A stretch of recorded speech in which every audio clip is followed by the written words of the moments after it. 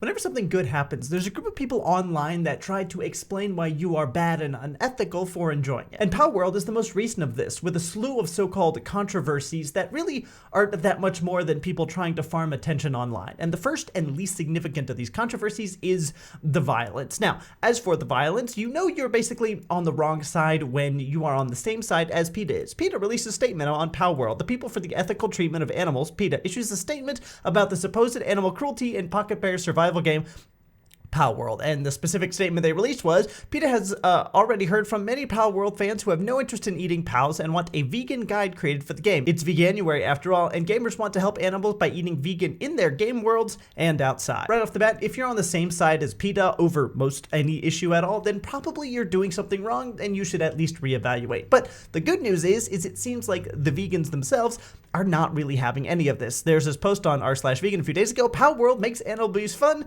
linking to some blog post that I'm not going to click on, and the top comment says, "This is stupid. It's a video game. Murdering people is wrong, but people love GTA 5, so who cares? It's not real life." And then this downvoted comment that I've also thrown my head in this ring, "I understand your perspective, but can still affect real life. It's not the game itself, but the immoral idea of hurting an animal that the game can give to some people in real life, especially those who are mentally ill / not right in their head or sociopaths. Most people who commit violence in games won't IRL, but there's still a real possibility." Now, this is basically an argument that's been used by every boomer ever to justify why violent video games are bad. And once again, the vegans are not happy having this, and it said, and it's also possible that people who read murder mysteries might become serial killers. By your logic, we should abstain from all media that portrays any act that could be deemed morally reprehensible. This is the same slippery slope that leads to mass book bannings and satanic panic. The general backlash by the vegan community against people that think that Palworld is anti-vegan or horrible because you are beating up on digital animals has maintained my faith in humanity for at least another week. Now, the next controversy we have to talk about is an actual real one, and it has to do with the possibility that AI is being used to generate assets, with the most popular tweet that I could find about the situation being this one. Palworld's overwhelming success is the first step in the normalization of generative AI slop games, which is really, really depressing. 10 years ago, an asset flip game like this would have been relentlessly ridiculed, LOL. This has got 27,000 likes, 5,000 retweets, 2.7 million views, and he goes on, FYI, there's no rules or regulations on AI, there's no laws requiring its divulgence. It's entirely possible to use AI and then hide it well enough that no one would ever know, and this future is approaching rapidly. The developers are not idiotic. By saying it's AI, it would kill the marketing of the game, and that's in response to this community note that says that Steam requires games to disclose whether they contain AI and generated content. I don't know how well that's enforced, just being honest. It, to me, doesn't make a lot of sense that a studio that makes heavy use of AI for all of their other projects would suddenly stop using it for this one. He said, sorry, I should add proof and stuff, LOL. And that is correct. If you're going to make this kind of an assertion that they're using mass and generative AI in order to complete this game, then you do need proof. You can't just say that. So we get to the proof that's over here. This is what he posted, and these are the images that he's posting, and it's in reference to someone else's tweet who says, here's the CEO of Pocket Pear talking about using AI to bypass copyright, generating fakemons with it, which are fake Pokemons, calling AI imposter art a real-time image generation game, and be excited for games that are powered by GTP4. And this is what he says. If you pass it through the filter of AI, the image is often not of a specific thing, so maybe the copyright issue will be resolved. I was surprised to see that the world is actually moving in this direction. In about 30 years, the general public's perception of copyright may have changed considerably. This is in response to something, so we don't really have context as to what this is talking about. And here he's saying the AI has evolved so much that I can no longer tell which one is Pokemon. And this one, he's just saying that the AI is so good that he's not sure which one's a real Pokemon, which I'm pretty sure is this side, and which ones are AI generated. So he doesn't know. And then this one, he says, no, instead, please pay AI imposter art, where he's promoting one of his own games that does use AI art, which seems fine to me because he's being very open about the fact that AI is used in this. And in this one, he says he saw the same thing in a video game and had the same impression. We might see true AI-powered games on GTP4 this year, and that's in April 9th of 2023.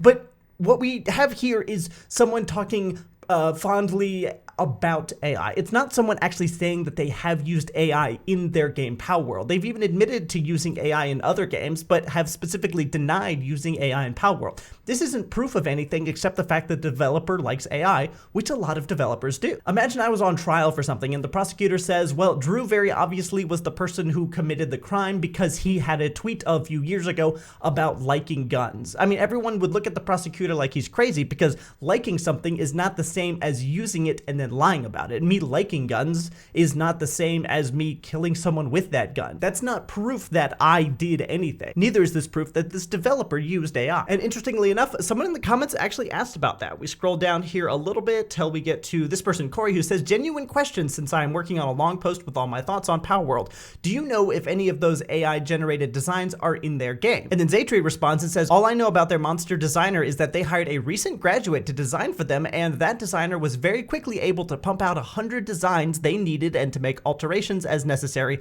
The blog post is here and he links to this, and that is actually kind of suspect. Someone who's brand new, fresh out of college, being able to pump out the 100 designs in a very short amount of time is suspect. And that is not direct proof, but it's a good thing to kind of get the ball rolling to figure out what's going on here, because they did such a tremendous amount of work in such a short amount of time.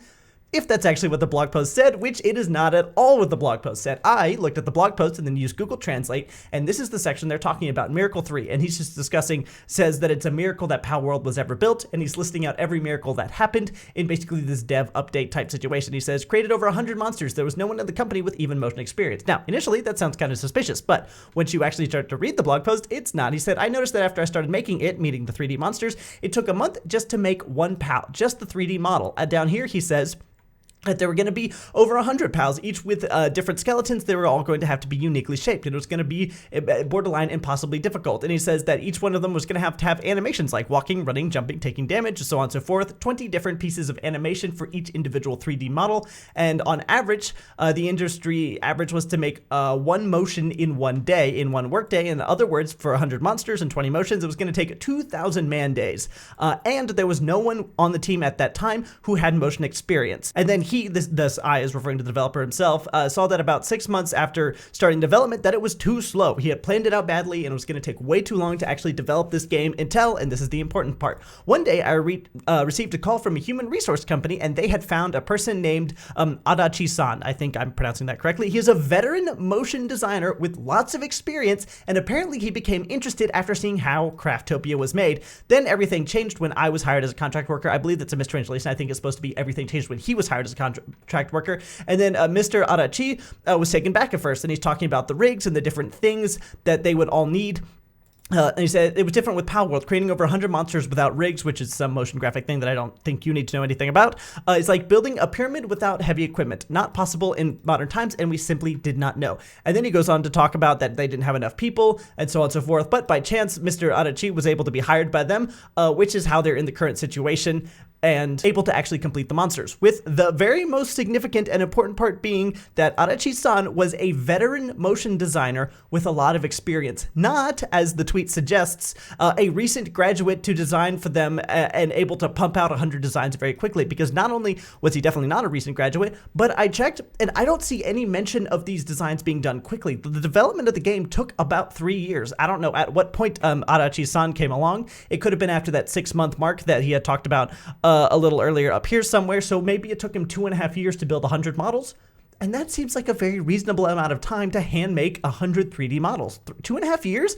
That's a long time. Now, I want to be clear here. I'm not saying that AI was absolutely not used at all. I don't have proof either way, but to declare that AI was absolutely used because, quote, something seems off is just not a legitimate tactic. You can't declare something like mass AI generation must have taken place because you think there's no way that it couldn't have happened, but you don't have any proof. I don't have any proof AI was used. I also don't have any proof AI wasn't used. All there is to go off of is some people saying it seems like AI was used, and some people like the developers saying that AI wasn't at all used. Nobody has proof of anything. So at least until we have more evidence of something going on, this is a non-issue. Now, the final controversy is that Palworld copied Pokemon, and this one actually might have some validity to it. Now, the tweet that you may have seen was this one. This one blew up a little while ago. Although hashtag Palworld looks great, if these model comparisons of Azurobe and Primaria are real, then yeesh. And he look at these 3D models right here. And honestly, these do look pretty similar. There's the 3D model of one here on the right, and then the other one here on the left, and they're very similar. And a lot of people are talking about, looks great. Some people are talking about like it's a 1-to-1 match if you overlay them, and that seems pretty significant, except for the fact that these are actually kind of deceptively edited. Here is the Pokemon that looks like this. And then here is the other one. Sorry, this is the Pokemon. This is the Pal. This is the Pokemon. I don't play either game. And as you can see, they actually don't look that similar.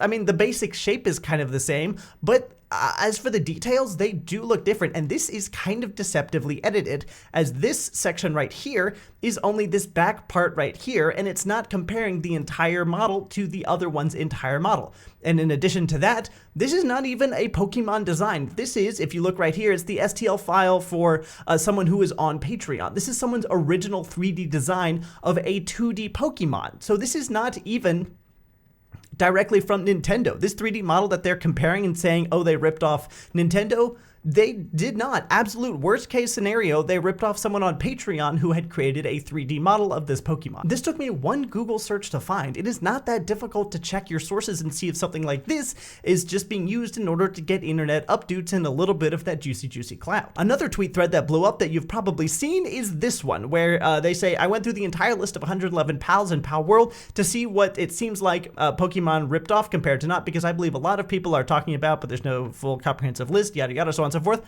Some of these do look kind of similar. Like that one looks pretty similar. That one maybe a little bit. But if you go through these, some of these seem kind of similar. Some of these not so similar. Some of these, like these two are pretty close. These two are pretty close. But with some of these, it's like, okay, if you and I both make a game that has sheep in them, probably the sheep are going to come out pretty similar. But then some of them like these, if you and I both make a game with kind of lion creatures in them, probably the lion creatures are going to look kind of similar. Again, some of these do look weirdly similar, and some of them, it's really pushing the envelope to say that they are the same. Like there's a scorpion thing that's kind of scrunched over, and you're saying it's that one. It's really not. They don't look that similar. And in addition to this, a lot of companies have animals that look like Pokemon. This is Koromon, which obviously that's just a Pidgey, and that's just an Onix. They look very, very similar. But you'd think Nintendo would have sued them by now, sued Koromon by now, if there was any kind of actual infringement, despite the fact that these look far similar to their Pokemon counterparts than a lot of the things in this list. This isn't the only one. There's another one called Monster Hunter, which I think has 50 animals, and a lot of them look similar to Pokemon's. Digimon looks very, very similar to Pokemon's. Like, come on, that's just a Charmander. We all know that's just a Charmander. In fact, it's not even just that. Game Rant has an entire list of 22 games to play if you like Pokemon, which are basically just 22 Pokemon ripoffs with a couple of originals thrown in there. This is a very common thing. Any world that has humans that are owning or interacting with animal-like creatures, it's going to resemble Pokemon, because Pokemon was one of, if not the OG pocket monster type game. It led to a whole genre around this being born. You don't own that idea, you only own the IP of the specific creatures that you create. And just being real here, it seems weird to care so much about Pokemon in general, or try and attack people on behalf of Nintendo, a multi-billion-dollar company. Nintendo is a crazy litigious company. If there is any shred of possibility that there's copyright infringement, they will absolutely sue Palworld and the Palworld company Pocket Pair into the ground. Trying to fight battles on behalf of the Pokemon company is really cringy, especially when they are already investigating it. As you can see here, the Pokemon Company makes an official statement on Palworld. We intend to investigate. Here's the statement itself. We have received many inquiries regarding another company's game released in January of 2024, the Pokemon Company wrote. We have not granted any permission for the use of Pokemon intellectual property or assets in the game. We intend to investigate and take appropriate measures to address any acts that infringe on intellectual property rights related to the Pokemon. We will continue to cherish and nurture each and every Pokemon in its world and work to bring together the world through Pokemon in the future. So maybe on this last point / drama / controversy, we'll actually get a big lawsuit after all. Thanks for watching.